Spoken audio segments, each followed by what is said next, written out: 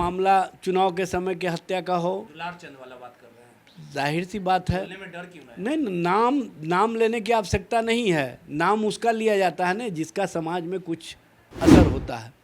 समाज जिससे स्वयं भयभीत हो, वैसे लोग तो सिंह के नाम लेने से भाई नहीं, वैसे लोगों का नाम, वो लोग तो चाहते हैं कि मेरा नाम लोग लेते रहें ताकि लोगों में डर मेरा बना रहे।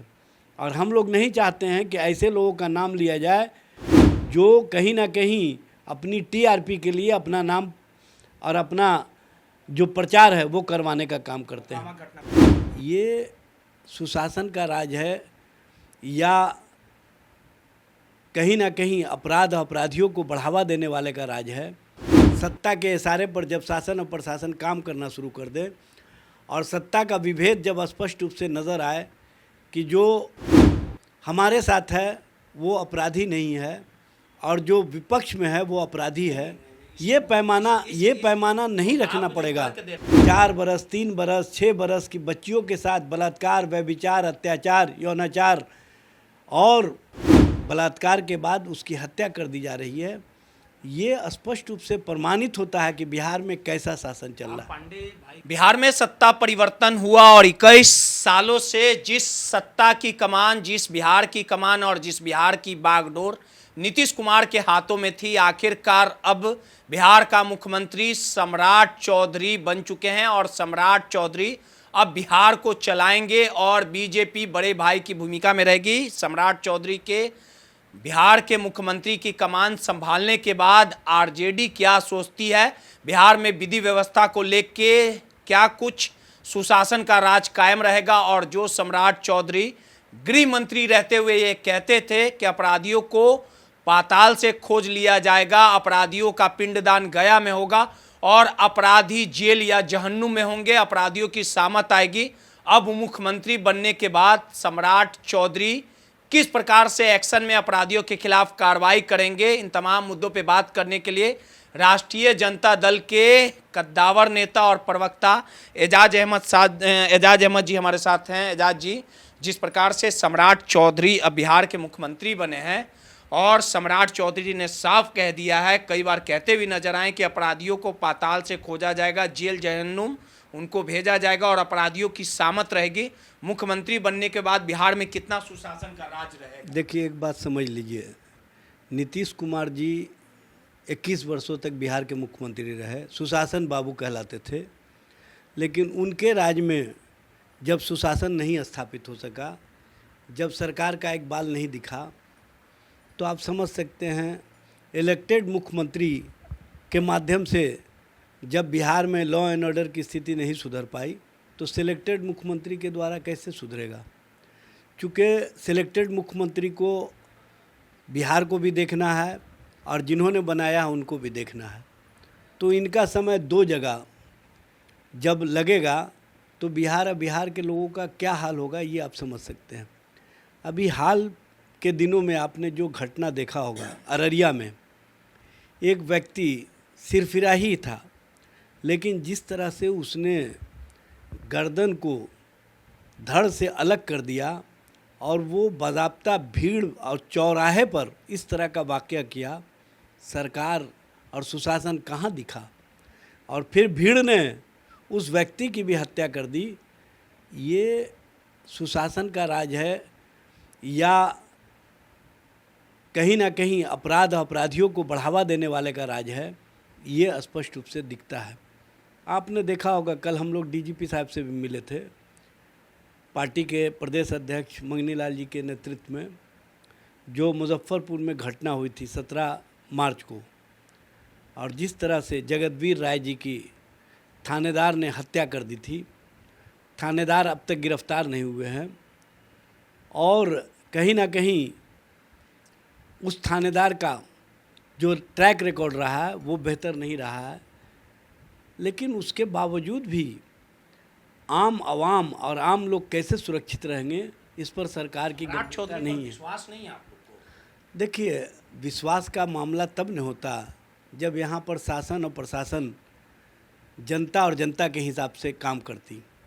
शासन और प्रशासन जब कहीं ना कहीं अपराध करने वालों के अनुसार, माफियाओं के अनुसार अगर कार्य करना शुरू कर दे और शासन और प्रशासन के हाथ को बांध दिया जाए, उन्हें पंगु बना दिया जाए, सत्ता के इशारे पर जब शासन और प्रशासन काम करना शुरू कर दे और सत्ता का विभेद जब स्पष्ट रूप से नज़र आए कि जो हमारे साथ है वो अपराधी नहीं है और जो विपक्ष में है वो अपराधी है, ये पैमाना नहीं रखना पड़ेगा। आप दे रहे हैं एजाज जी, लगातार एनडीए के तमाम जो नेता हैं वो कहते हैं कि 90 के दशक वाले का जो दौर था, अब यहाँ बिहार की जनता अमन चैन से जी रही है।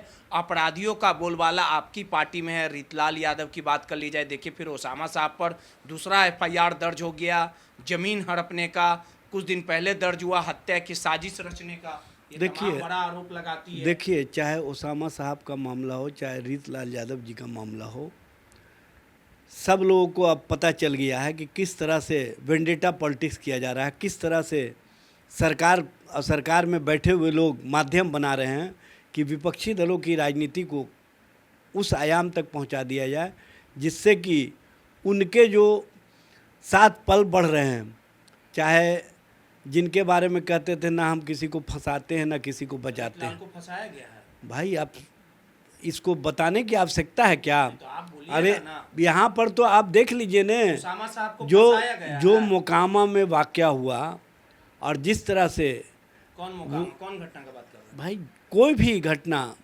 3 घटना हुई, खुल के तीनों घटना में स्पष्ट रूप से सामने आ गया कि सत्ता और सत्ता के इशारे पर शासन और प्रशासन ने काम किया, जिसके कारण वो कोर्ट से बाहर उनको बेल मिल गया। ओसामा में किस घटना की बात कर रहे हैं? भाई चाहे मामला चुनाव के समय के हत्या का हो, दुलार चंद वाला बात कर रहे हैं। जाहिर सी बात है। बोलने में डर क्यों है? नहीं, नाम लेने की आवश्यकता नहीं है। नाम उसका लिया जाता है ना जिसका समाज में कुछ असर होता है।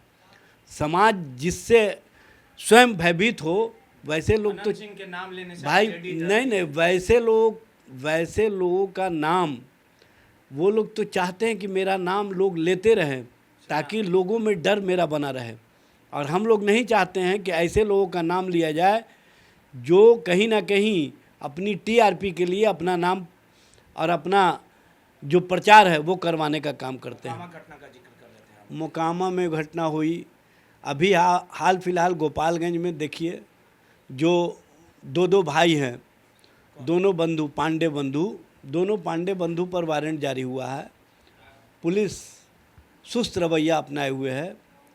उसी तरह से पूरे राज्य भर में जिस तरह की घटनाएं हो रही हैं, जिस तरह से हत्याएं हो रही हैं, जिस तरह से 4 बरस, 3 बरस, 6 बरस की बच्चियों के साथ बलात्कार, व्यभिचार, अत्याचार, यौनाचार और बलात्कार के बाद उसकी हत्या कर दी जा रही है, ये स्पष्ट रूप से प्रमाणित होता है कि बिहार में कैसा शासन चल रहा है। पांडे भाई पर जिक्र करिएगा तो ओसामा साहब पर भी तो हत्या का। भाई ओसामा साहब के बारे में आपको पता है कि रांची में जब राष्ट्रीय जनता दल का कार्यकर्ता सम्मेलन था, वो नेता प्रतिपक्ष के साथ थे। नेता प्रतिपक्ष ने स्पष्ट रूप से कहा, उसके बावजूद भी उन पर उस व्यक्ति के द्वारा मुकदमा करवाया गया जिस व्यक्ति के बारे में पुलिस रिकॉर्ड में ही है कि वो अपराधी है, और वो व्यक्ति किस तरह से फर्जी मुकदमा दर्ज करवाया, फंसाया ही नहीं, बल्कि जब शासन और प्रशासन ने उसकी जांच की तो स्पष्ट रूप से सामने आ गया कि उसमें उनकी कोई भूमिका नहीं थी।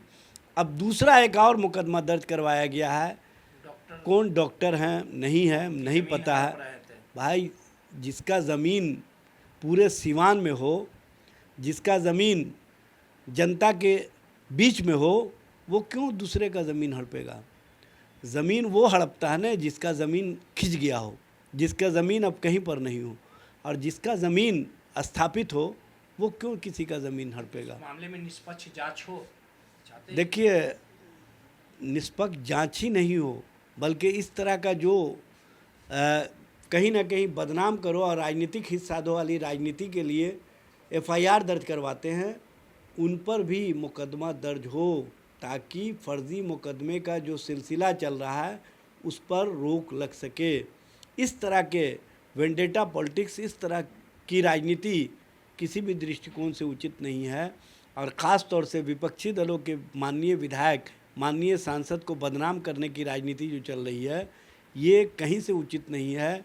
सरकार और शासन में बैठे हुए लोगों को इसमें स्पष्टता एक संदेश देना चाहिए कि लॉ एंड ऑर्डर के मामले पर, अपराधियों के मामले पर, आपराधिक मामलों में कार्रवाई पर हम निष्पक्ष हैं। ऐसा ना हो कि हमारे पक्ष वाले को बचाया जाए और विपक्ष वाले को फंसाया जाए, ये राजनीति ठीक नहीं है। चलिए, सीधे तौर पे एजाज अहमद जी थे। जिस प्रकार से सम्राट चौधरी बिहार के मुख्यमंत्री बने और उनका साफ तौर पे कहना है कि जो पांडे ब्रदर्स का उत्पात था, गोपालगंज में तूती चलती थी, उस पूरे मामले में अभी तक गिरफ्तारी नहीं हुई। और वहीं रीतलाल से लेके तमाम जो ओसामा साहब पर एफआईआर हुआ है, उसको लेके साफ तौर पे विपक्ष का ये आरोप है कि सत्ता के संरक्षण में ओसामा साहब से लेके रीतलाल यादव को फंसाया गया। सहयोगी राहुल के साथ रोहित, माई पीडीएस समाचार, पटना।